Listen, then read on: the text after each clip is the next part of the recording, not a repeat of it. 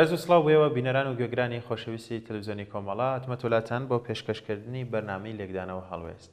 لە بەرنامەی لێکدانەوە هەڵوێستی ئەم جارشمانە دوو بابەتمان بۆ ئامادەکردوون کە بابەتی یەکەممان بە سەردێڕی ئیسرائیل دوای ڕێکەوتن لەگەڵ حەماسە و کە ئەم بابەتە نووسراوە لەلایەن عوسمانی حاجی مارفەوە و بابەتی کۆتاییمان کە بابەتێکە ئەویش بە سەردێڕی هەڵاوسان و بەرزینەرەخ ژیان لە تورکیا زەحمەت دەکات. ئەم بابەتەش راپۆرتێکە لە شاپرێسەوە وەرماگرتووە. هیوادارم تاوکو کۆتایی ئەم بابەتانش لەگەڵمان هەبن. ئێستاش بە بابەتی یەکەم دەست پێ دەکەین.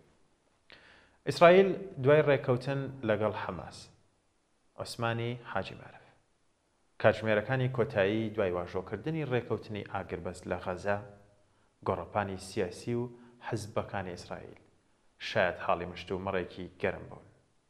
هەندێک وەک ناچاریەک و تەسلیمبوونێک بۆ واشنتۆن سەریان دەکرد، هەندێکیش وەک بۆنەیەکی گرنگ دەیخوێندنەوە کە ئامادەکاریە بۆ کۆتایی هاتنی حکومەت و هەڵبژاردنەکانی داهاتوو.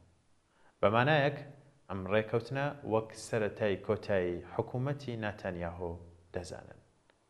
هاوکاتی ئەو ئاڵوگۆڕانەی لە دۆخی سیاسی ناوچەکەدا پێشدێت کە گەر سەرنجێک یاخۆت لەسەر کاردانەوەی لایەنەکانی ناو سیستەمی سیاسی ئیسرائیل بدەین ئەوەمان بۆ دەردەکەوێت کە بەگشتی زۆربەی لایەنەکان پێشوازیان لەوە کردووە کە بە ساتێکی مێژووی دەزانن بۆ گەڕانەوەی چاوەڕوان کراوی زیندانیە فڕەفێنراوەکانیان.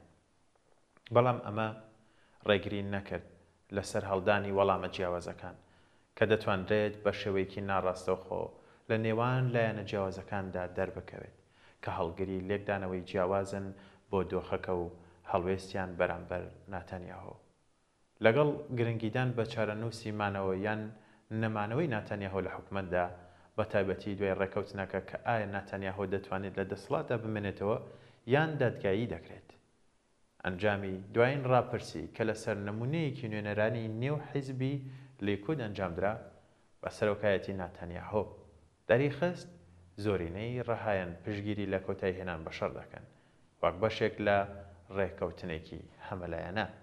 هەروەها پێیان وایە کە ئیسرائیل پێویستە گوێ لە خواستی ترەمپ بگرێت بۆ بەرەو پێشبردننی کۆتایی هاتنی خێرا بە شەڕەکان. ڕێکەوتنی ئاگربەست لە کاتێکی زۆر هەستیاردایە بۆ ناتانیاهۆ، چ لە ڕووی سیاسی و چ لە ڕووی کاردانەوەی جیهانی و کاردانەوەی ناوخۆی ئیسرائیلەوە، چونکەوا پێدەچێت بۆ مانگەکانی داهاتوو ئەگەری ئەوە هەیە نەخشەی هێزە حیزبەکان لە دەوری مێزی حکومەت پێویست دەکات گۆڕانی بەسەر بێت. لە هەمان کاتیشدا کۆمەڵی جوولەکەکان و پارتی زایۆنیزمی ئاینی هێڵی سووری ڕوونیان داڕشتووە، دەڵێن ئەگەر حەماس دوای کۆتایی هاتنی جەنگ لە دەسەڵاتدا بمێنێتەوە ئەوە حکومەت یاخۆت لە حکومەت دەکشێتەوە. ئەمەش بۆ مانایە کە ناتانیاهۆ لە ئێستادا لە ناوەندی هاوکێشێکی ئاڵۆزدایە، دوور نییە ئەو هاوپەیمانیە سیاسی هەڵبوەشێتەوە کە حکومەتەکەی بە یەکەوە گرێداوە. تاقیکردنەوەکەی ناتانیاهۆ تەنیا بە سەرکەوتنی ڕێکەوتنەکەی لەسەر زەوی خەزە و گوێڕایەڵی بۆ ترەمپ سنووردار نییە، بەڵکو توانای پاراستنی کۆنترۆڵی خۆی بەسەر گۆڕەپانی سیاسی و حکومەتەکەیدا کە ڕۆژانی دواتر دەری دەکات دوای هەر ئاڵوگۆڕیەک بەبێ جەنگ ناتانیاهۆ دەتوانێت چی بکات. کێشەکانی لە بەرامبەر ئێراندا بەچی دەگەیەنێت، بە تایبەتی کە ئەم ڕێکەوتنە لە ڕوانگەی نایێرانی ناو حکومەتەوە گەرانتی لە ناوبردنی حەماس ناکات، ڕێگەی پێدەدات لە غەزە بمێنێتەوە و ئەگەر بێوێت دەتوانێت چەکەکانی وەربگرێتەوە. ئەمە ژوای کردووە بێتە نیشانەی لاوازی بۆ ئیسرائیل، بۆیە ئەستەمە هاوپەیمانیەکانی ناتانیاهۆ ئەمە قوبڵ بکەن و وابەستە بن بە پشتگیری بەردەوامی ئامادەی خۆیان لە هاوپەیمانیدا. ناتانیاهۆ چەند جارێک دڵنیایی ئەوەی ڕاگەیاندووە کە بەرژەوەندی ئەمنیەکانی ئیسرائیل پارێزراو دەبن، بەڵێنی ئەوەشی داوە کە حەماس جارێکی دیکە هەڕەشە لە شوێنی نیشتەجێبوون لە باشوور و ناوچەکانی دەوروبەری ناکات، بەڵام ئەم بەڵێنانە جێگای متمەنەی ئیسرائیلیە تونڕەوەکان نییە. سەرەڕای هەوڵە بەردەوامەکانی ناتانیاهۆش بۆ تەواوکردنی خۆلی حکومەتەکەی تا مانگی تشرینی یەکەمی 2026 و هەوڵدان بۆ دواخستنی هەڵبژاردنەکان تا ئەو جێگایی کە دەکرێت. ئەمەش بۆ ئیستیقلالکردنی ماوەی مانەوەیەتی لە پۆستەکەیدا بۆ دەستپێکردنی هێرشێکی نوێ بۆ سەر ئێران و تەواوکردنی پرۆسەی داماڵینی چەک لە لوبنان و واژۆکردنی ڕێکەوتن نامەی ئاساییکردنەوەی زیاتر لە باخەکانی کۆشکی سپیدا. هەڵوێستەکانی ئێستای ئیسرائیل لەسەر ڕێکەوتنی ئاگربەس پەیوەستە بە قەیرانێک کە ئیسرائیل 2 ساڵە لە شەڕێکی بەردەوامدایە و کەوتۆتە ناو حساباتی سیاسی و حیزبیەوە، بە تایبەتی کە ئیسرائیلیەکان دەچنە ناو ساڵێکی چارەنووساز بۆ هەڵبژاردن لە کاتێکدا ناتانیاهۆ ئەوە بەیان دەکات کە ئیسرائیل لەم ڕێکەوتنەدا ئامانجی هەردوو هۆکارە جەنگیەکانی خۆی بەدی دەهێنێت، ئەویش ئازادکردنی هەموو بارمتەکانە لەگەڵ تێکەڵکردنی دەستکەوتی ئەمنی و سیاسی کە پێگەی خۆی بەهێزتر دەکات و توانای پاراستنی کۆنتڕۆڵی فراوان بەسەر کەرتی خەزەدا دەکات. هەرچەندە ئیسرائیلیەکان بەگشتی ڕایانگەیاندووە ئەو ڕێکەوتنە ئەنجام بدرێت، بەڵام لە هەمان کاتدا هەنگاوێک دەگرنە بەر کە کاریگەری لەسەر داهاتووی گۆڕینی حکومەت هەبێت.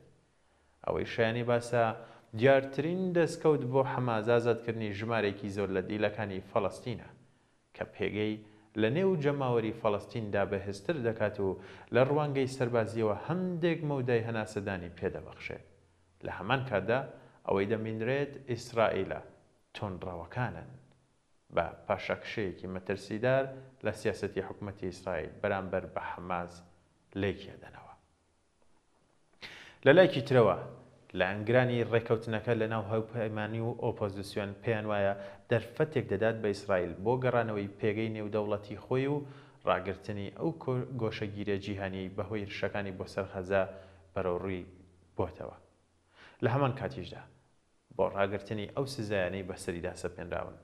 هەروەها هەوپەیمانیەکەی لەگەڵ ئیدارەی ئەمریکا بەهێزتر دەبێت کە ترامپ سەرۆکایەتی دەکات کە ڕۆڵێکی سەرەکی بینی لە داڕشتنی ڕێکەوتنەکەی کەکرا. بەڵێ بینەران، ناوبڕێکی کورد وەرەگرین و دێمە وڵاتان.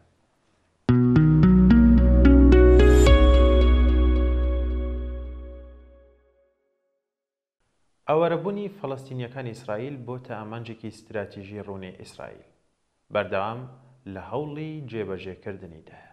لە هەمان کادا ئیسرائیل بە هیچ جۆرێک بەدوای دامەزراندنی دەوڵەتی فەڵەستینی لە کەرتی ڕۆژاوە و قودس و کەرتی غەزەوە نییە و نایەوێت. هەروەها خاڵەکانی پێشنیاری ترامپیش هەر لە چوارچێوەی بەرژەوەندی ئیسرائیل و دانان بە دەوڵەتی فەڵەستیندا داڕژێراوە. هەروەها بەڕۆنی کار و شەڕی بەردەوام ئیسرائیل هەوڵدانە بۆ قوددان و لەکاندنەوەی زەویەکانی فەڵەستین. ساڵانێکە ئیسرائیل بەڕووی زۆرینەی فەڵەستینیەکان بۆتەوە لە ناو ئەو خاکانەی کە کۆنتڕۆڵی دەکات. ئەمە ژوای کردووە بیان خاتە ژێر ڕژێمێکی ئاپارتایدی ناپایدارەوە. بۆیە لە ڕوانگەی خۆشیەوە تەنها یەک بژاردەی لە بەردەمدایە، ئەویش کۆشتنیان ئاوارەکردنی زۆرترین فەڵەستینی و دەست بە سەرداگرتنی خاکەکەیە بەبێ دانیشتوانەکەی و دڵنیابوون لەوەی زۆرینەی فەڵەستینیەکان لەسەر ئەم خاکە دروست نابێتەوە. ئەمەش مانای ئەوەیە ئەم ڕێکەوتنی ئاگربەستەی ئێستا بە هیچ جۆرێک جێگای متمانەی بەردەوامی نییە. لە هەر چرکە و پێشهاتێکدا قابیلی ئەوەیە ئەم ڕێکەوتنە هەڵبوەشێتەوە و ژێرپێی حکومەتی ئیسرائیل چۆڵ بێت و بکەوێت. ئەگەر ئەو جینۆسایدەی ئەم جارەکە ئیسرائیل لە غەزە ئەنجامی داوە تێگەیشتین لە ئەنجامی استراتیژی ئیسرائیل ئاسان دەکات. تەنانەت ئەگەر هێشتا بارودۆخی کەرتی ڕۆژئاوە وەک غەزە لەبار نەبێت، ئەمە بەو مانایە نییە کە ئامانجی استراتیژی ئیسرائیل سنووردار دەبێت. مانای ئەوەیە ئیسرائیل بەردەوام دەبێت لە دروستکردنی هەلومەرجی گونجاو لە بەکارهێنانی هێرش بۆ سەردانیشتوانی فەڵەستین و لەکاندنی ناوچەیەکی فراوانی کەناری ڕۆژاوە.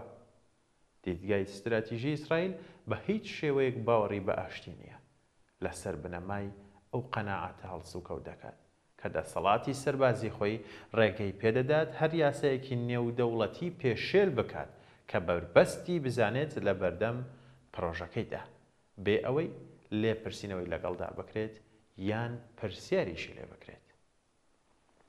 ئەمڕۆ ئیسرائیل بەردەوامە لە پێشێلکردنی سەروەری سووریا و لوبنان زیاتر ڕێبازێک دووپات دەکاتەوە کە لەسەر بنەمای هێز و فراوانبوون و باڵادەستیە، نەک شەرعیەتی نێودەوڵەتی یان پێداویستیەکانی ئیستەقامگیری ناوچەکە.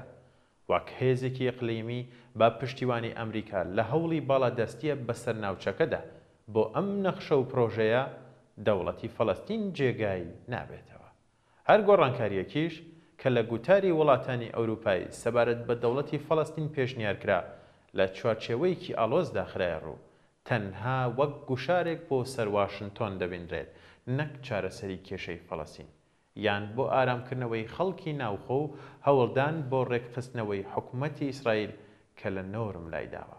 واتە بەمانای گۆڕانکاریەکی بنەڕەتی لە پێگەی ئەو ئەوروپایدا نییە، بەڵکو تەنیا شێوازێکە بۆ بێدەنگکردنی ناڕەزایەتیەکان، چونکە بۆ خۆشیان باش دەزانن دانان بە دەوڵەتێکی فەڵەستینی لەم هەلومەرجەدا لە دانپێدانانێکی ڕەمزی زیاتر هیچی تر نامێنێتەوە، بە تایبەتی دوای 20 خاڵەکەی پرۆژەی ترامپ بۆ ئاگربەست. لای ئەوروپیەکان باسێک لەسەر دەوڵەتی فەڵەستین قسەیەکی لەسەر نەکرا. ئەو دەوڵەتانە باش دەزانن کە هیچ کاریگەرێکی پراکتیکی و کاردانەوەی ڕاستەقینەی لەسەر زەوی نییە بۆ ئەوەی دەوڵەتێک بۆ فەڵەستین کاری لەسەر بکرێت، واتە ڕاگەیاندنی بەس نییە، بەڵکو دەبێت پراکتیزە بکرێت. ئەوەی دەتوانێت بربەستێکی گەورە بێت لە بەرامبەر ئەم ستراتیژەی ئیسرائیلدا و هەوڵی کۆنەپەرستانەی ترامپ لەسەر کێشەی فەڵەستین و دووڕووی وڵاتە ئەوروپیەکانیش فراوانبوونی ناڕزایەتی بەربڵاوی جەماوەری لە ئاستی جیهاندا تا ئەو کاتەی ئیسرائیل و ئەمریکا ناچار دەکرێن کە تەمینی ئەوە بکرێت ئاگربەست جێگیر دەبێت و دەوڵەتی فەڵەستین بە بێمەرج دادەمەزرێت.